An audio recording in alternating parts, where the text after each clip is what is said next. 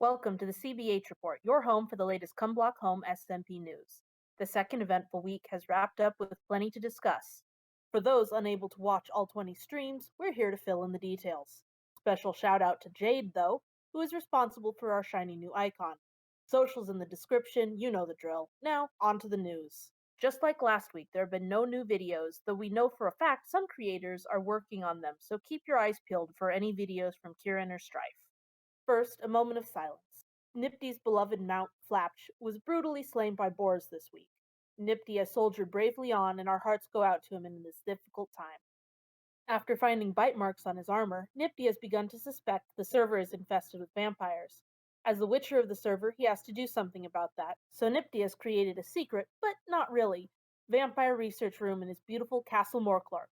That does not look ethical. In the course of his investigation, he has compiled a list of suspects and reasonings. While they currently have a lot of false leads, the actual vampires on the server better be wary, because the Dritcher is hunting them down with his new sword caliber.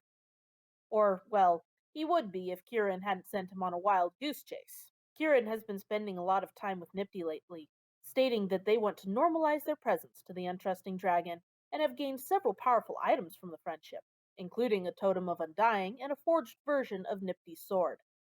Despite having been infected with Sanguinare Vampiris during a Fey deal gone horribly wrong, Kieran has adapted well to the transformation. They have already reached level 4 and gained a bat form. This mastery is largely thanks to a steady supply of blood from captured animal friends, and horrifying tree-like organisms that cry blood. While they were the first vampire on the server, they were quickly joined by Tevla in the act of feasting on the blood of their enemies, and friends, and strangers. They eagerly gave her the means to infect herself while praising her as the elder of the clan. We're unsure what exactly this connection means for the pair's friendship in the future, but it's certainly a bad sign for Strife. Speaking of friendships, Kieran can't seem to decide if they love or hate lying, going back and forth about planning revenge for their turning, or expressing ill-advised gratitude towards the Archfey. The relationship between Kieran and Lying is very complicated, and a series of ever-escalating revenge plots are sure to begin soon. And I can't wait. Meanwhile, our devious Archfey has become the surprise defensive powerhouse of the server. Their unbreakable umbrella shield deals knockback and damage to anyone who hits it, along with granting Lying slowfall. It has become near impossible to do more than small amounts of damage to the Archfey. After managing to defeat the ice dragon that woke them up from their centuries-long nap, after only 24 deaths, Lying has set to work fixing their base and gaining back lost power. They managed to both find a vampire spawner under their basement and lay claim to an ice dragon forge gained from a dread castle. They are very quickly catching up to the power curve of the top players and looking very cute while doing it. Have you mentioned how adorable they look in their new scarf? Is this relevant to the lore? Well, no. Wither is right, and we're putting it in the video. Unfortunately for Strife and Tevela, they are still far from catching up to that power curve. Strife has mostly been building, collecting Evilcraft flesh for some horrifying reason, and getting spooked out of the mines by very loud rats. Strife, why do you need Tevela's flesh? Concerned minds need to know. Mainly me.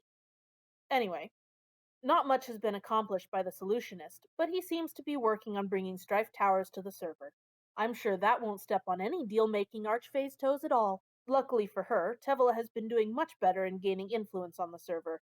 Her reputation is more than enough to make up for her power deficiency, as Kieran balks at the idea of biting her. She has gained many diamonds and nether stars from her new fellow vampire, and with her recent strides into blood magic, she is much more powerful than Strife at the moment. The others seem to defer to her on potential uses for her self-described problem of a capitalist. Lucky for him? Well, Strife better move quickly if he doesn't want to be completely overshadowed by literally everyone else on the server. To the surprise of many, Kieran actually launched into intense lore roleplay during one half of one of their streams. After a very successful Wither grinding session with Tevela and Lying, the three of them made their way to Nifty's castle to see something Kieran was insisting on. Soon, the trio had set upon Nifty's vampire information room, to Tevela's disgust at the barbaric torturous tools inside. Upon reading Nifty's list of suspected vampires, Kieran proclaimed the Dritcher to be mentally unsound and paranoid. Lying disagreed with the assessment, though, pointing out words that may be mistranslations from Draconic, and mentioning how Nifty isn't exactly wrong. Either way, the trio soon took their leave after questioning Kieran about their intentions.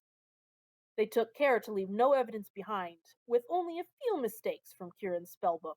When discussing what to do, lying proved to be the most practical of the bunch. They pointed out that when Nifty left on Kieran's fetch quest, he left through a portal, so they could just close it on this side. However, Kieran was too honor-bound to do it themselves. Instead, they left Tevla to destroy the portal to snide comments from lying.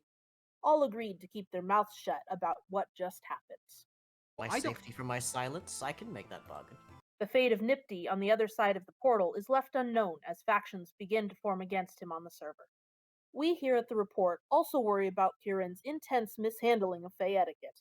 It is usually a bad idea to express gratitude towards, or, gods forbid, directly say one owes a Fey, as such actions imply a debt. Hopefully, Kieran will learn to stop digging their grave with such passion before lying can demand all that they are to pay them back. Before we sign off, we would like to give thanks to the wonderful fan art that we've already received. Look at it! Oh my god! I love every bit of this. I just want to boot my little snoot. Ah! How dare we look so cute! Anyway, we are glad you all seem to enjoy our little show and appreciate the hugely positive response we've gotten. With no one else streaming this week and nothing else to report, we call this week's report to a close. Join us next week for the next Cumblock Home Report, your best series for understanding just what's going on with your favorite small creators.